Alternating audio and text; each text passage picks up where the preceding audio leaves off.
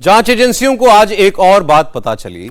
जांच में सामने आया कि डॉक्टर उमर और मुजम्मिल ने विस्फोटक बनाने के लिए एक आटा चक्की और ग्राइंडर भी खरीदा था। इन दहशतगर्दों ने जो फर्टिलाइजर खरीदा था उसे ये आटा चक्की में पीसते थे और अल-फलाह मेडिकल कॉलेज की लैब से चुराकर लाए गए केमिकल्स की मदद से विस्फोटक तैयार करने की कोशिश कर रहे थे। आज एनआईए ने अल-फलाह यूनिवर्सिटी के डॉक्टर जुनैद यूसुफ और डॉक्टर नासिर रशीद को पूछताछ के लिए हिरासत में लिया है और शक है कि ये दोनों डॉक्टर्स का दिल्ली ब्लास्ट में पकड़े गए टेरर मॉड्यूल के मेंबर्स से नजदीकी संबंध है।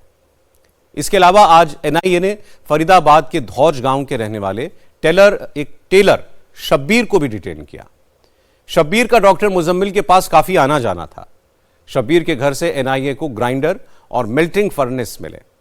शब्बीर की कपड़े की दुकान से आटा पीसने की मशीन और स्टेबलाइजर बरामद हुआ। जांच में पता चला कि मुजम्मिल इन मशीनों की मदद से विस्फोटक तैयार कर रहा था।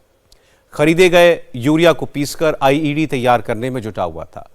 यह काम वो धौज गांव में किराए पर लिए कमरे में करता था और इसी कमरे से करीब 350 किलोग्राम अमोनियम नाइट्रेट, इलेक्ट्रॉनिक सामान और आईईडी बनाने में इस्तेमाल होने वाले दूसरे सामान बरामद किए गए थे। अल-फलाह यूनिवर्सिटी के बिल्कुल पास में धौज गांव, जहां पर एक हॉस्टल के अंदर कमरा नंबर 15 के अंदर मुजम्मिल ने आईडी बनाने का पूरा सामान रखा हुआ था। 358 किलो विस्फोटक और साथ ही डेटोनेटर, टाइमर, इसके अलावा तार, आईडी बनाने का पूरा सामान बरामद किया गया था। उसी कमरे से ग्राइंडर और आटा पीसने की मशीनें भी बरामद की हैं और यह आरोप है कि यूरिया को पीसा करता था मुजम्मिल इसके अंदर और उसके बाद जो लैब से कुछ केमिकल चुराता था उनकी मदद से विस्फोटक तैयार किए जाते थे। इस वक्त इंडिया टीवी की टीम इस बिल्डिंग में मौजूद है जो कि धौज गांव में है। यहां पर आप देख सकते हैं किराए के बहुत सारे कमरे हैं और इसी बिल्डिंग के अंदर एक कमरा नंबर 15 जिसके अंदर 9 तारीख को रेड्स की जम्मू कश्मीर पुलिस ने, फरीदाबाद पुलिस ने, और इसमें कमरा नंबर 15 ये जो आप देख रहे हैं जिसमें फिलहाल ताला लगा हुआ है, यहां से जब 358 किलो विस्फोटक बरामद किया तो उस विस्फोटक के अलावा आईडी बनाने का तमाम सामान जिसमें मास्क, साथ ही बैटरी, डेटोनेटर, टाइमर बरामद किए, तार बरामद किए। उसके साथ ही जानकारी यह मिली है कि मुजम्मिल की निशानदेही पर शब्बीर नाम के एक ड्राइवर को पुलिस ने हिरासत में लिया। उससे पूछताछ की तो शब्बीर ने यह खुलासा किया कि जो मुजम्मिल है वो ड्राइवर के घर पर एक नया ग्राइंडर और साथ ही आटा पीसने वाली जो एक मशीन होती है वो नई खरीद कर लेकर गया था और ये बताया था कि उसकी बहन की शादी है और बहन की शादी में गिफ्ट देने के लिए वो ये ग्राइंडर और आटा पीसने की मशीन उसे गिफ्ट देने के लिए लेकर आया है। उसके बाद इन्हीं दोनों मशीन को मुजम्मिल लेकर आता है धौज के इस कमरा नंबर 15 में जहां पर वो रहा करता था, जहां पर जांच एजेंसी ने तमाम तरह के विस्फोटक बरामद किए थे। सूटकेस के अंदर पैक्ड पूरी तरीके से तैयार जो विस्फोटक बरामद किए थे। अब जानकारी यह मिली है कि इसी कमरे के अंदर वो इन मशीन को लेकर आया, ग्राइंडर और आटा पीसने की मशीन को, और यहां पर वो यूरिया को इन मशीन के जरिए पीसा करता था। पीसने के बाद इन्हीं मशीन के अंदर वो दूसरे तरीके का केमिकल मिलाता था यूरिया को पीसने के बाद, और जो केमिकल यूनिवर्सिटी से वो निकालता था उसकी मदद से विस्फोटक तैयार होते थे। जांच एजेंसियों को doctor Muzammil, doctor Adil, doctor Shaheen और आरिफ से पूछताछ में कई चौंकाने वाली बातें और पता चली। अब तक जांच में साफ हो गया है कि इस व्हाइट कॉलर टेरर मॉड्यूल की सबसे खतरनाक और शातिर मेंबर डॉक्टर शाहीन सैयद थी। शाहीन कम उम्र की मुस्लिम लड़कियों को ब्रेन वॉश करके, रेडिकलाइज करके उन्हें ह्यूमन बॉम्ब बनने की तरह इस्तेमाल भी करना चाहती थी।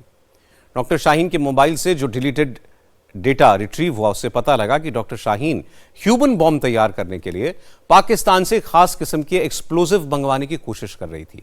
इस काम में शाहीन ने हिजबुल मुजाहिदीन के आतंकियों से मदद मांगी थी।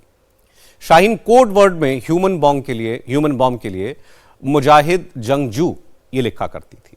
इसके लिए वो ऐसी मुस्लिम महिलाओं को तलाश रही थी जिनकी उम्र कम हो, जो अकेली हो, तलाकशुदा हो। इन महिलाओं की ट्रेनिंग की जिम्मेदारी भी शाहीन ने ली और पूरे ऑपरेशन का नाम रखा था मिशन काफिर। ह्यूमन बॉम्ब तैयार करने के साथ साथ शाहीन अपने इस व्हाइट कॉलर टेरर नेटवर्क की एक बी टीम भी तैयार कर रही थी। इंडिया टीवी के संवाददाता विशाल प्रताप सिंह ने बताया कि यूपी की एंटी टेरर स्क्वाड को इस बात के सबूत मिले हैं कि डॉक्टर शाहीन अपने अलावा कुल 25 डॉक्टर्स की एक टीम बनाना चाहती थी। उसकी साजिश 5-5 डॉक्टर्स की ऐसी 5 टीमें बनाने की थी। उसने अपने टेरर मॉड्यूल के 5 प्राइमरी मेंबर्स को अपने साथ 5-5 और लोगों को जोड़ने का टारगेट दिया और साजिश ये थी कि 5 प्राइमरी मेंबर्स सीधे शाहीन सैयद के कांटेक्ट में रहेंगे, जबकि हर ग्रुप के बाकी 4 मेंबर अपने ग्रुप के हेड को रिपोर्ट करेंगे। मतलब शाहीन के संपर्क में सिर्फ 5 ही लोग रहते, बाकी मेंबर्स को उसके बारे में भी कुछ पता ना होता। पांचों ग्रुप्स एक दूसरे के साथ भी कांटेक्ट में नहीं रहेंगे। मकसद यह था कि अगर किसी एक ग्रुप के मेंबर तक पुलिस पहुंच जाए तो भी जांच एजेंसियों को दूसरे ग्रुप के लोगों के बारे में पता ना चले। प्राइमरी मेंबर्स के तौर पर डॉक्टर शाहीन ने सहारनपुर में अदील अहमद राथर को, कानपुर में डॉक्टर आरिफ को और लखनऊ में अपने भाई परवेज अंसारी को जोड़ा था। इन तीनों को अपने अपने ग्रुप में 5 मेंबर्स और जोड़ने की जिम्मेदारी दी। 2 और जिलों में भी ऐसे ही टेरर मॉड्यूल्स खड़ा करना चाहती थी। जांच एजेंसियां डॉक्टर्स के इस टेरर मॉड्यूल के बैंक खातों की भी जांच कर रही है। इस पड़ताल से कई चौंकाने वाली बातें सामने आई। डॉक्टर्स शाहीन, अदील, आरिफ और परवेज के बैंक खातों से पिछले 7 साल के दौरान करीब 40 करोड़ रुपए के ट्रांजैक्शंस हुए। 6 नवंबर को इनके बैंक अकाउंट से कई लाख रुपए विड्रॉ किए गए, जबकि कुछ खाते ऐसे हैं जो 2021 के बाद से पूरी तरीके से डीएक्टिवेटेड है। डॉक्टर्स के इन बैंक खातों में एक खास तरह का पैटर्न देखने को मिला। कुछ खातों में हर हफ्ते 2 से 3 बार 20 से 25 हजार के ट्रांजैक्शंस होते थे।